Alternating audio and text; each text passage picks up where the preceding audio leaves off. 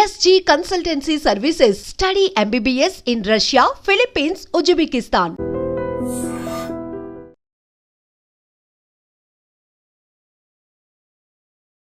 నమస్కారం, welcome to I dream. నేను మీ విజిత. ప్రస్తుతం మనతో పాటు ఉన్నారు లైఫ్ కోచ్, సైకాలజిస్ట్ నళిని గారు. ఇప్పుడు వారితో మాట్లాడి అసలు ఆడవాళ్ళ సంపాదన విషయం అయితే కానివ్వండి, ఆడవాళ్ళ పైన కొన్ని జరుగుతూ ఉంటాయి. ఇంట్లో అత్తమామల నుంచి కానివ్వండి, తల్లిదండ్రుల విషయంలో కానివ్వండి, రకరకాలుగా చూస్తూ ఉంటాము. అసలు ఏంటి ఇదంతా ఆడవాళ్ళు ఎప్పటికీ భరించాల్సిందేనా అని చెప్పి కొంతమంది ఆడవాళ్ళు అనుకుంటూ ఉంటారు.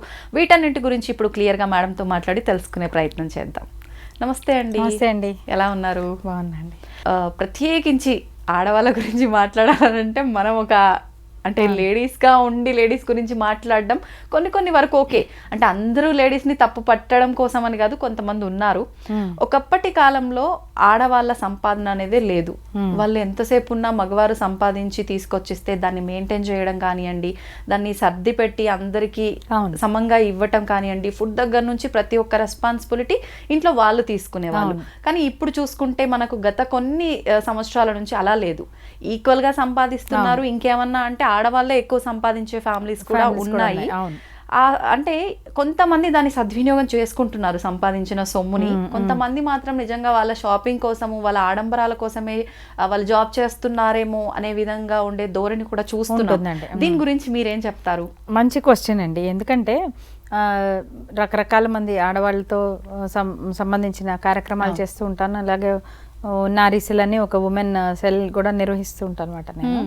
సో దాని ద్వారా ఏంటంటే ఎంతో మంది ఆడవాళ్ళతో మాట్లాడి వాళ్ళ అనుభవాలు కొన్ని సంవత్సరాలుగా తెలిసి ఉన్నాయి. రకరకాల ఆడవాళ్ళు వాళ్ళ సమస్యలన్నీ తెలుస్తుంటాయి. అంతే. మీరు అన్నారు సరే, సంపాదన సద్వినియోగం. అవును, సంపాదన నిజంగానే పెరిగింది. సంపాదించడం అనేది ఒక మంచి విషయంగా ఉంది. ఒకప్పుడు ఎందుకు మగవాడు తెస్తాడు, నువ్వు తినుకొచ్చవచ్చుగా, నీకెందుకు అనే తల్లిదండ్రులు కూడా ఇప్పుడు అలా ఎందుకు చదివిస్తున్నాం కదా, చదివిస్తున్నప్పుడు నువ్వు సంపాదించుకోవడానికి మేము ఇంత చదివించడం ఎందుకు అనే తల్లిదండ్రుల స్టేజ్కి వచ్చాం మనం. అవునండి. ఎందుకంటే ఆ అమ్మాయిలు కూడా వీళ్ళు పాపం నా సంవత్సరానికి 4 లక్షలు 5 లక్షలు పెట్టి ఇంజనీరింగ్ లో ఏవో చేయించిన తర్వాత మళ్ళీ అంత ఖర్చు పెట్టి వాళ్ళు పెళ్లి కూడా చేసిన తర్వాత తల్లిదండ్రులు ఇప్పుడు డిమాండ్ చేస్తున్నారు, నీకు అంత పెట్టి నేను ఇంజనీరింగ్ చేయించిన దానికి నువ్వు ఇంట్లోకి వచ్చినా కదా, ఇదైతే నేను ఖాళీ తక్కువ డబ్బులతో డిగ్రీ చేయించేదానిగా అని చెప్పి అమ్మా నాన్నలే ఫోర్స్ చేసి మరి పిల్లల్ని జాబ్ లేకపోతే వాల్యూ లేకుండా ఉంది ఒకటి. అందువల్ల కూడా సంపాదన అనేది వెళ్తున్నారు. ఒకటి మనకు కూడా సంపాదన ఉండాలి, లేకపోతే ఎలాగా మనం ఒకళ్ళ మీద ఆధారపడేది ఏంటి అన్న భావన ఉంది. అసలు సంపాదనలు కూడా అయిన తర్వాత పెళ్లిళ్ళు అవుతున్న పరిస్థితి కాబట్టి అలా కూడా ఉంది. ఏ రకంగా చూసినా ఇప్పుడు కొంచెం ఆదాయ మార్గం అనేది ఆడవాళ్ళకి కొంచెం పెరిగింది ఒకప్పుడుతో పోల్చుకుంటే. కరెక్టే. అయితే కాకపోతే సద్వినియోగపరచుకుంటున్నారా అంటే 2 రకాలుగా సద్వినియోగపరచుకోవట్లేదు. ఒకటి, ఇప్పుడు మీరన్న ఫ్యాక్టర్ ఏదంటే ఆడంబరాలకు వెళ్ళిపోవడం. ఇది ఎలాంటి చోట్ల చూస్తున్నాను ఎక్కువ అంటే, భర్త ప్రైమరీ బ్రెడ్ విన్నర్ అంటే కొంచెం ఆయన ఉద్యోగం కానీ ఆయన సంపాదన కానీ కొంచెం పై స్థాయిలో ఉండి ఎక్కువ సంపాదిస్తూ ఉన్నారు.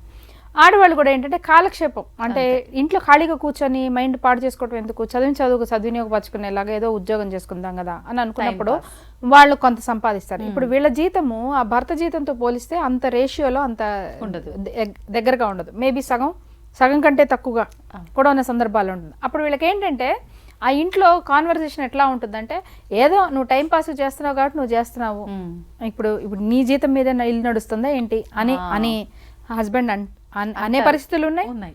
లేదు వీళ్ళు అనుకున్నా కూడా హస్బెండ్ ఏమి అనకపోయినా వీళ్ళంతటి వీళ్ళకి కూడా ఇప్పుడు వాళ్ళ అంత వస్తుంది, వాళ్ళు మేనేజ్ చేస్తారుగా, ఇప్పుడు నాది కూడా ఇవ్వాలా ఏంటి, నాకు వచ్చేదే ఇంత, ఇందులో కూడా ఇవ్వాలా అని ఇలా అన్ని రకాల మెంటాలిటీస్.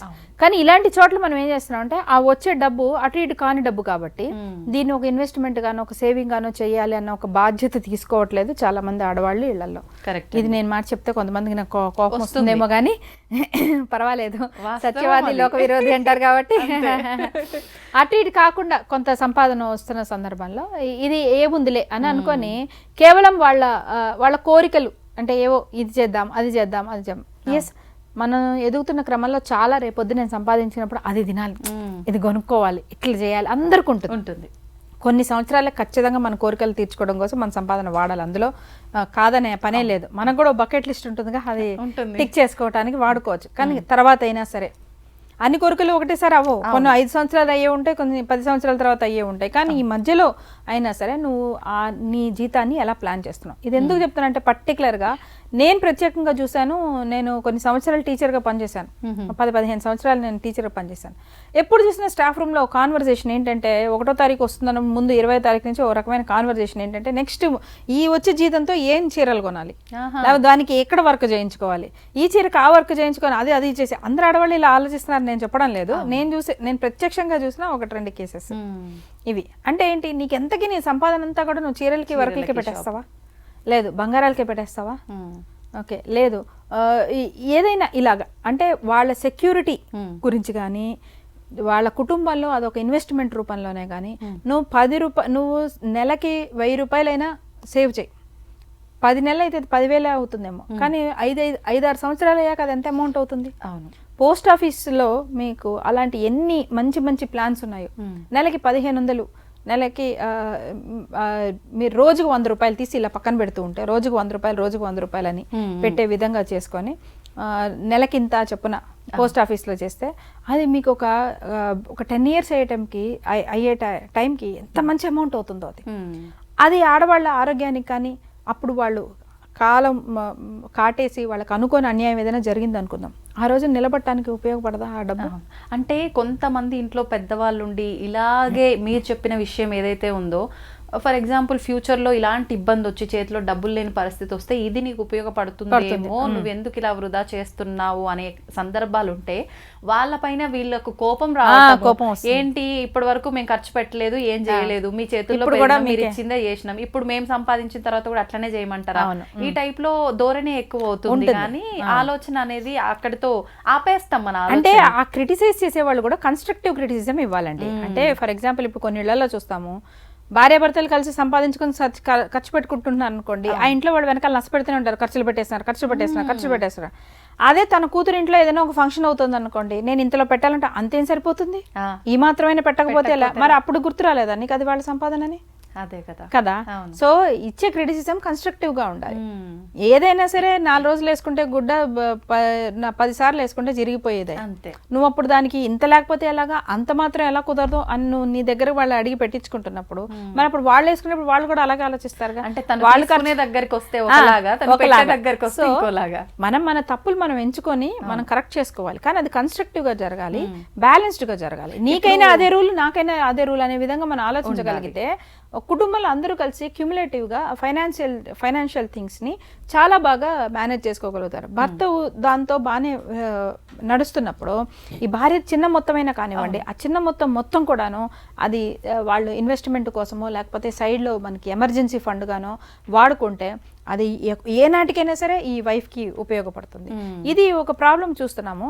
లేదు నిజంగానే బాగా సంపాదిస్తున్న వాళ్ళు కూడాను ముందు నుంచే అసలు మొత్తం వాళ్ళని వాళ్ళు ఎంత టైట్ చేసేసుకుంటున్నారు అంటే ఎంత కాదని ఆడవాళ్ళ శరీరాలు మారుతూ ఉంటాయి. ఒక డెలివరీ తర్వాత 2 డెలివరీస్ తర్వాత లేదా 2 పిల్లల్ని చూసుకొని సాకాల్సిన పరిస్థితి వచ్చినప్పుడు ఒక్కొక్కసారి మేనేజ్ కాక బ్యాలెన్స్ కాక హార్మోనల్ చేంజెస్ వల్ల ఒక 35-36 వచ్చేటప్పుడు బాడీలో విపరీతమైన హార్మోనల్ చేంజెస్ అవి జరుగుతుంటాయి.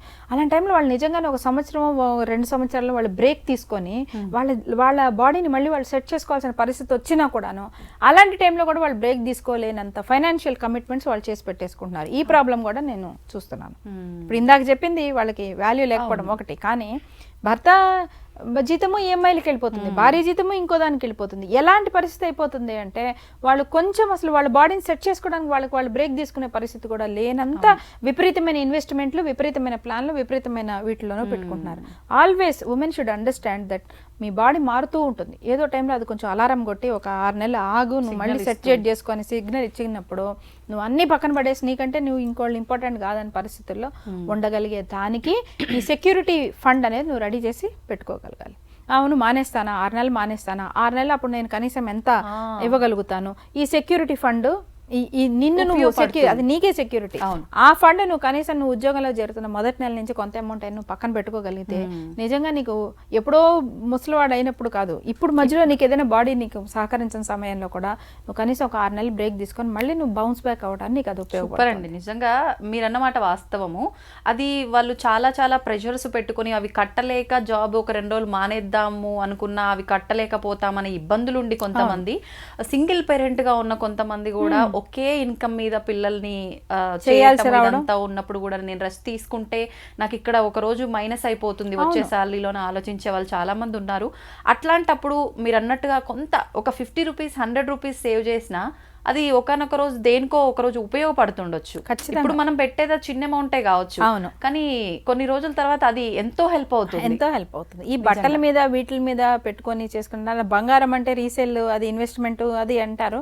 అది ఒక మైండ్ సెట్, అది ఒక different mind set, different investment. కానీ ఎంత ఇన్వెస్ట్మెంట్, అది ఎంతవరకు ఇన్వెస్ట్మెంట్? నిజంగానే కష్టం వచ్చిన వెంటనే ఇప్పుడు నిజంగానే వెళ్ళిపోయి 2 గ్రాములు అమ్మేసేసి ఇంకొంచెం కష్టం వచ్చినప్పుడు 4 గ్రాములు అమ్మేసి చేస్తున్నావా? నీ మనసు ఒప్పుతోంది అసలు అది చేయడానికి? చెప్పడానికి చెప్తున్నావు, కానీ నిజంగా నీ మనసు ఒప్పుతోందా? అప్పుడు కూడా నువ్వు మళ్ళీ అప్పే చేస్తున్నావా, హ్యాండ్ లోన్సే తీసుకుంటున్నావా? అలాంటప్పుడు నువ్వు ఏదైతే బంగారం కొంటే అది ఇన్వెస్ట్మెంట్ అని నిన్ను కన్విన్స్ చేసుకుంటూ పెట్టుకుంటున్నావో, అది నువ్వు ప్రాక్టికల్ గా వాడుతున్నావో, ఇవన్నీ ఎవరికి వాళ్ళు వేసుకునే ప్రశ్నలు. అందుకంటే క్రిటికల్ గా ఉండాలి, అంటే కన్స్ట్రక్టివ్ గా. నిజంగా నా మైండ్ సెట్ ఏంటి, నేను నిజంగా గ్రామ బంగారమైనా అమ్మడానికి నాకు ప్రాణం ఒప్పదు అన్నప్పుడు నువ్వు అది ఇన్వెస్ట్మెంట్ అని మాట్లాడుకో. నాకు కొనుక్కోవాలనిపిస్తుంది, కొనుక్కో, ఎంతవరకు వేసుకోగలవో అంతే కొనుక్కో, అంతే. అయిపోయాక ఆపేసాయి, మళ్ళీ డబ్బులు పరంగానే సేవ్ చేయి. లేదు నేను దాని బంగారంలానే చూస్తానని అంటావా, అప్పుడు దాని బంగారంలానే చూడు, ఇన్వెస్ట్ లానే చూడు. ఎప్పుడు అవసరం వస్తే నీ బంగారమైన అమ్మేసి నువ్వు రెస్ట్ తీసుకోగలిగే అంత ఆ బంగారాన్ని అలా వస్తువే చూడు. అంత ధైర్యం కూడా ఉండాలి, ఆ ధైర్యం అయినా తెచ్చుకోవాలి, క్లారిటీ తెచ్చుకో, అంతే తప్ప ఒకసారి ఒకలా కాదు. అందుకని ఏ సంపాదన అయినా సరే నీకు అది ఉపయోగపడటానికి, నీ భవిష్యత్తు ఉపయోగపడినప్పుడు కాలక్షేపంగా మాత్రం డబ్బు సంపాదన అనేది చూడవద్దు. రూపాయి సంపాదించినా 100 రూపాయలు సంపాదించినా అది సద్వినియోగ పరచుకునే బాధ్యత సంపాదించుకునే వాళ్ళ చేతుల్లోనే ఉంటుంది. అంతే తప్ప నువ్వు ఇష్టాలకి దాన్ని వాడేసేసి ప్లానింగ్ ఇన్వెస్ట్మెంట్ మాత్రం ఆయన చూసుకుంటాడు అన్నంటే మాత్రం అది కరెక్ట్ కాదు. చాలా మంది వాడే పదాలు అవి. వాస్తవం. అవును, మీరన్న ఈ బంగారం విషయం కూడా ప్రతి ఒక్కరు చేసే మిస్టేక్. అదే ఒక రకంగా అంటే మనకు కరెక్ట్ అనిపిస్తుంది నిజంగా, ఆ పాయింట్ ఆఫ్ వ్యూలో ఆలోచిస్తే. కానీ అది నిజంగా ఇప్పుడు మీరు చెప్పిన తర్వాత ఇది రాంగ్ ఏంటి అనే ఒక క్వశ్చన్ మార్క్ వస్తుంది. చూద్దాం మన వాళ్ళకి ఎలా రిసీవ్ చేసుకుంటారో దీన్ని. థ్యాంక్ యూ అండి, thank you very much. Thank you.